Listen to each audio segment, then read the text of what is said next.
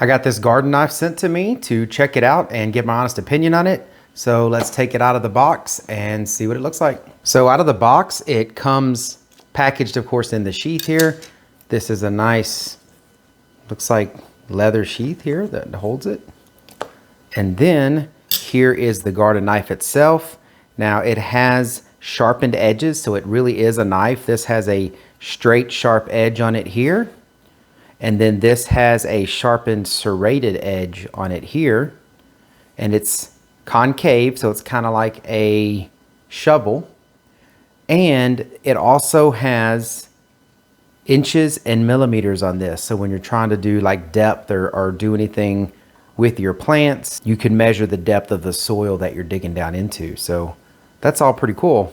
Looks like this would be a very useful tool in your garden. So let's go ahead and try this thing out outside. So I'm out here where we had planted a juniper and it didn't make it, as you can see here, but I'm gonna go ahead and dig it out, get the roots of this out, create a nice little hole here so I can replant a new one. And I'm gonna use the new garden knife to do it.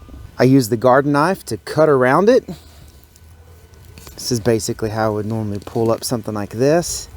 And it cuts really well into the ground.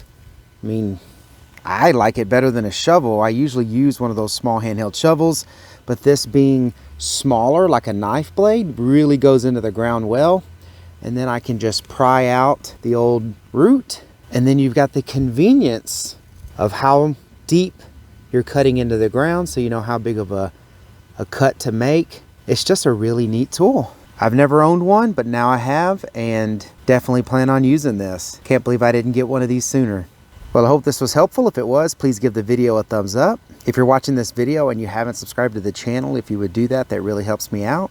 Thank you very much for watching. I appreciate it. Y'all take care.